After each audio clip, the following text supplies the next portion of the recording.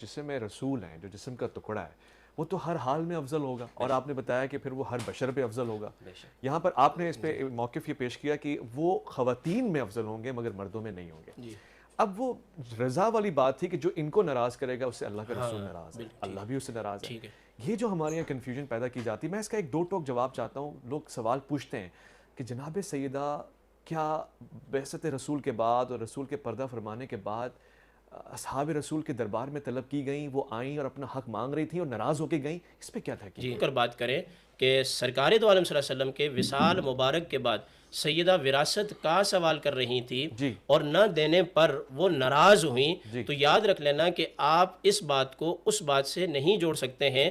سیدہ کا جناب سیدنا صدیق اکبر کی بارگاہ میں آنا، وراثت کا سوال کرنا، وہ ایک علمی مسئلہ ہے۔ علمی مسئلہ یہ ہے کہ جب بیٹی اکیلی ہوتی ہے تو وہ باپ کی وراثت میں نصف کی جو ہے وہ حقدار ہوتی ہے، یہ قرآن کا مسئلہ ہے۔ وہ جب سیدنا صدیق اکبر رضی اللہ تعالیٰ عنہ کے پاس آئیں تو آپ نے فرمایا انبیاء نہ وارث بنائے جاتے ہیں اور نہ وہ کسی کو وارث بناتے ہیں۔ یہ کہہ کر سیدہ فاطمہ الزہرا واپس چلی گئیں سلام اللہ علیہا، اور پھر اپنے گھر میں رہیں۔ اس کے بعد 6 ماہ کا عرصہ ملا ہے، اور آپ خود فرماتی ہیں کہ سرکار کے وصال سے مجھے اتنی تکلیف ہوئی ہے کہ اگر یہ رات پہ ہوتی تو دن ہو جاتا، دن پہ ہوتی تو یہ رات ہو جاتا، پہاڑ بھی نہ برداشت کر پاتے۔ اور لوگوں نے یہ بات سمجھی کہ چونکہ ایک مکالمہ آیا تھا اور اس مکالمے کے نہ پورا ہونے کی وجہ سے بی بی پاک فاطمہ الزہرا ناراض ہو گئی اور انہوں نے دل پر بات کو لے لیا، اور معاذ اللہ یہاں تک بھی کہہ دیا کہنے والوں نے کہ ان کی وفات بھی اسی وجہ سے ہوئی۔ یہ ایک بہت بڑا ظلم ہے اور قرآن کے خلاف ہے۔ قرآن یہ کہتا ہے فَإِذَا جَاءَ أَجَلُهُمْ لَا يَسْتَأْخِرُونَ سَاعَةً وَلَا يَسْتَقْدِمُونَ۔ موت کا جو معاملہ ہے وہ اللہ کے ہاتھ میں ہے۔ ایسا دوسری بات یہ ہے، میں اس پہ ایک جواب لے لوں تاکہ ایک منٹ یہ بات میں بیان کر دوں۔ دوسری بات یہ ہے کہ اس وقت یہ بھی طے پایا تھا کہ جو باغ فدق تھا یہ مال غنیمت تھا، اور باقی بنو نذیر کے جو اموال تھے وہ مال فے تھے۔ مال فے میں تو اختیار ہے کہ اسے دے دیا جائے، صدقہ کر دیا جائے کل کا گول، لیکن باغ فدق کا جو معاملہ تھا وہ سرکار دو عالم صلی اللہ علیہ وسلم نے اپنے لیے غربا کے لیے رکھا ہوا تھا۔ اچھا پھر یہ سیدنا صدیق اکبر کا معاملہ نہیں ہے، بات تو یہ ہے نا کہ اتنا بڑا معاملہ ہو گیا، مفروضہ مان لیتے ہیں کہ بی بی پاک کا اسی وجہ سے انتقال ہوا، سب باتیں وہ جھوٹی روایتیں ہم مان لیتے ہیں۔ پھر بات تو یہ ہے کہ مولا کائنات رضی اللہ تعالیٰ عنہ کی جب خلافت آئی تو مولا کائنات نے پھر اس باغ کو تقسیم کیوں نہیں فرمایا؟ بڑا سوال ہے، بالکل ویلڈ کویسچن ہے۔ میں اور پھر اس سوال کا جواب اب ٹائم زیادہ ہو جائے گا، میں نے اس سوال کا جواب آپ سے لینا ہے فضل احمد صاحب، مگر میری آڈینس جو 1 سیکنڈ کا آنسر لے کے آگے گفتگو سننا چاہتی ہے، جناب سیدہ دربار میں اپنا حق مانگنے گئیں، یس اور نو گئیں؟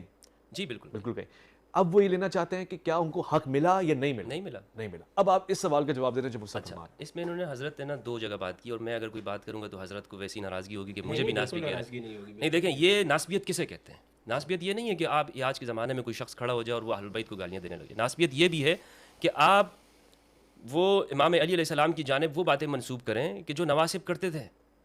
اب انہوں نے ایک روایت پڑھی ہے یہاں پر، بخاری کی حدیث ہے، بخاری کی 3110۔ یہ انہوں نے فرمایا کہ آپ نے سوال یہ کیا تھا کہ جو میں نے حدیث پڑھی تھی، جس نے سیدہ کو راضی کیا اس نے مجھے راضی کیا، جس نے سیدہ کو ناراض کیا اس نے مجھے ناراض کیا۔ انہوں نے کہا یہ جتنی بھی روایتیں ہیں یہ اس موقع پہ حضور نے فرمائی ہیں کہ جب حضور کو معلوم ہوا کہ علی ابو جہل کی بیٹی سے شادی کرنے والا ہے، تو حضور نے فرمایا جس نے فاطمہ کو غصہ دلایا اس نے مجھے غصہ دلایا، یعنی زندگی میں علی نے ہی غصہ دلایا فاطمہ کو۔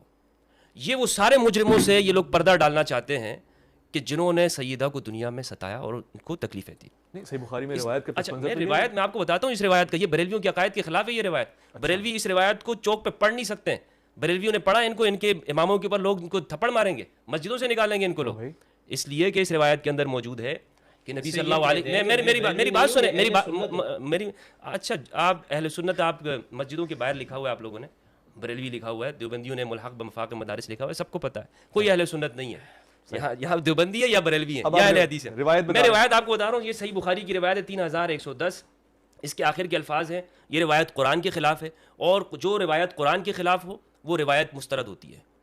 قرآن کے خلاف نبی صلی اللہ علیہ وسلم قرآن کے خلاف بات نہیں کر سکتے۔ اس روایت میں ہے، سب سے آخر میں الفاظ میں آپ کو پڑھتا ہوں، حدثنی فصدقنی ووعدنی ووفى لي وانی لست احرم حلالا ولا احل حراما۔ میں کسی حرام کو حلال نہیں کرتا ہوں اور حلال کو حرام نہیں کرتا ہوں، ولیکن واللہ لا تجتمع بنت رسول اللہ صلی اللہ علیہ وآلہ وسلم وبنت عدو اللہ عبدا، کہ لیکن کبھی بھی رسول اللہ کی بیٹی اور عدو اللہ کی بیٹی ایک ساتھ ایک جگہ پہ جمع نہیں ہوں گے۔ 2 باتیں اس میں، نبی حلال و حرام کرتے ہیں کہ نہیں کرتے؟ مجھے بتائیے بریلویوں کا کیا عقیدہ ہے؟ بریلوی آپ اور قرآن کا کیا ہے؟ قرآن مجید کے اندر ہے